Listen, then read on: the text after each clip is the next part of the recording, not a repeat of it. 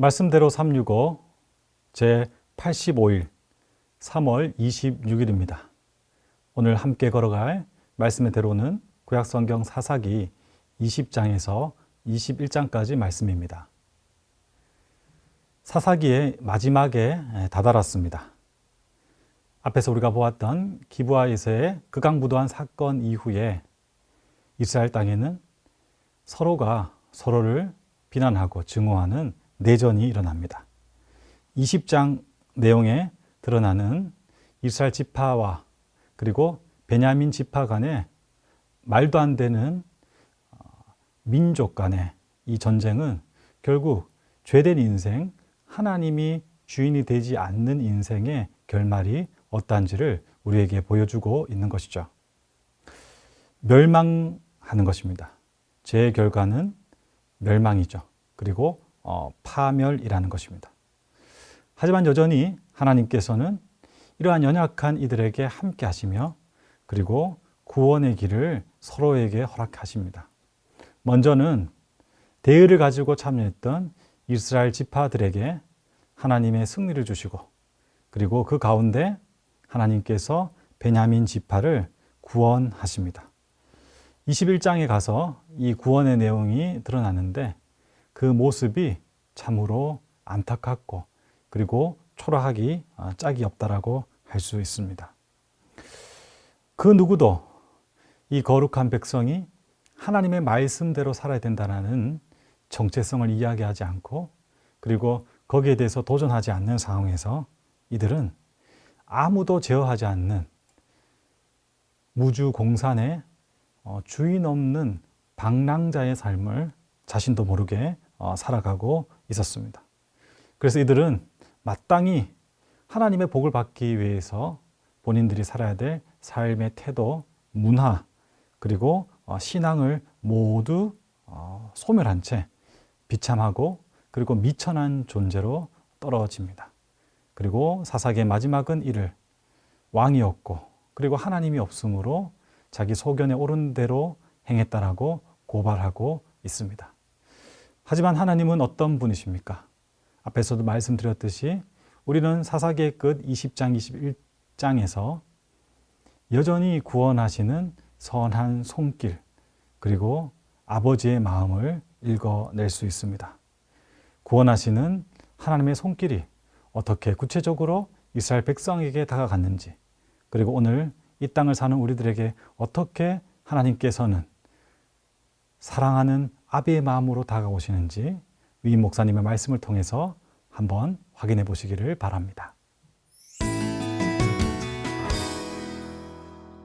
3월 26일 금요일입니다. 오늘 함께 읽으실 말씀은 사사기 20장 27절로 28절이 되겠습니다. 이스라엘 자손이 여호와께 물으니라. 그때에는 하나님의 언약궤가 거기 있고 아론의 손자인 엘르아살의 아들 비느하스가 그 앞에 모시고 섰더라. 이스라엘 자손이 여쭈기를 우리가 다시 나아가 내 형제 베냐민 자손과 싸우리이까 말리이까 하니 여호와께서 이르시되 올라가라. 내일은 내가 그를 네 손에 넘겨주리라 하시는지라. 사사시대가 무질서의 시대였고 혼란의 시대였음은 주지하는 바와 같습니다. 결국 그런 죄악들이 내란까지 이르게 되었는데 그 경위가 이렇습니다. 한 레위 사람이 첩을 얻었죠. 경건해야 될 레위 사람이 첩을 얻는 거 옳지 못합니다. 그런데 그 첩은 또 행음을 하였으니 이 얼마나 가당치 않은 일입니까?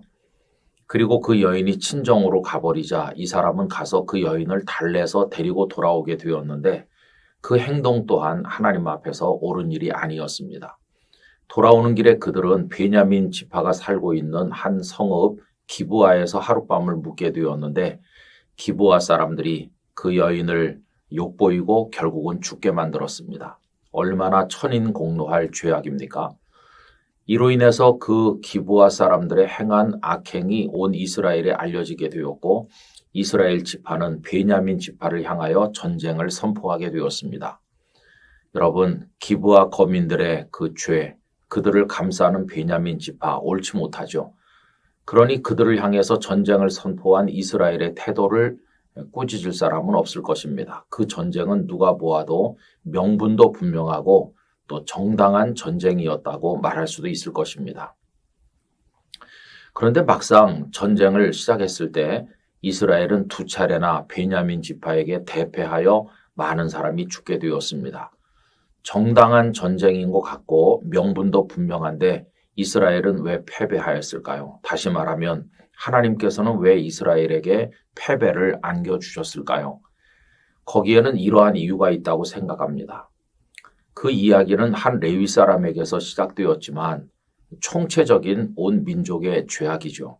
나머지 지파들도 다 악하고 다 같은 죄를 저지르고 있는데 이 사건 하나가 돌출되었을 뿐입니다. 그러므로 이 사건을 접했을 때 이스라엘 모든 지파는 자신들을 돌아보았어야 합니다. 우리 지파 안에도 이런 악행들이 벌어지고 있지 않느냐? 여러분, 그랬다면 그때 필요한 게 전쟁일까요? 아닙니다. 그때 필요한 것은 온 민족이 하나님 앞에 눈물로 통회 자복하는 회개입니다. 철저한 회개를 통해 새로 거듭나야 됩니다. 그런데 그들은 그렇게 하지 않았습니다. 베냐민 지파는 아주 악한 죄인들인 것처럼 정죄하면서 자신들은 아무 잘못도 없는 것인 양 행동하는 게 아닙니까?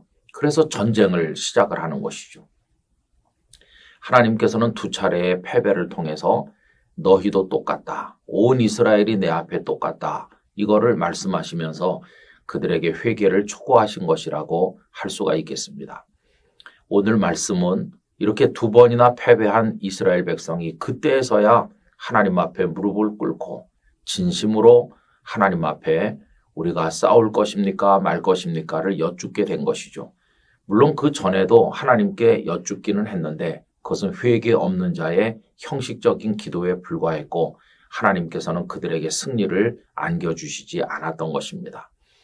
여러분, 요즘도 그렇습니다. 어떤 모임이나 공동체 가보면 양쪽이 다 똑같아요. 다 똑같이 잘못하고 있는데 한쪽은 의로운 듯 행동하면서 상대방을 정죄하는 거죠. 서로 그렇게 하는 거죠. 이 얼마나 안타까운지 말할 수가 없습니다. 여러분, 우리들은 남을 정죄하기 전에 우리 자신을 먼저 돌아보아야 되리라 생각을 하는 것이죠. 이렇게 백성들이 하나님 앞에 엎드려서 싸울까요 말까요 하니까 그때는 하나님께서 그 베냐민 지파를 너희 손에 넘겨주겠다고 약속을 하셨습니다. 우리는 다 하나님 보실 때 똑같은 죄인입니다. 내가 볼 때는 나는 의롭고 그 사람은 나빠 보여도 하나님께서는 오히려 반대로 말씀하실는지도 모릅니다. 그래서 여러분, 우리 늘 하나님 앞에 우리 자신을 돌아보아야 하고 겸손하게 회개해야 됩니다. 그런 마음으로 하나님 앞에 나가면 하나님께서는 우리의 길을 지도하시고 인도해 주실 것입니다.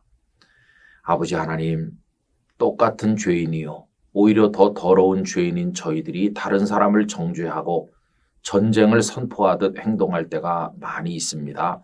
저희들의 어리석음을 용서하시고 먼저 저희 안에 하나님께 대한 철저한 회개가 있게 하여 주심으로 저희 개인과 가정과 교회 공동체가 깨끗해지고 아름다워지게 하여 주시옵소서.